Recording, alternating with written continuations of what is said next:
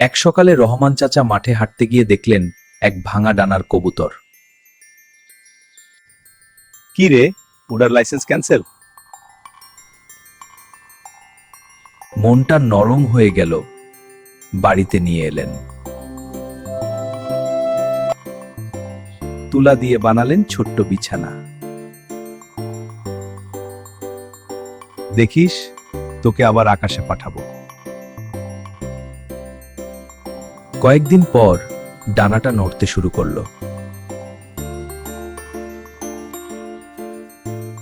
ওহো, এখন তুই পাইলট। অবশেষে এল সেই দিন, যা তোর আকাশ তরি। ভাঙা ডানা ঠিক হয় যদি কেউ সময় দেয়।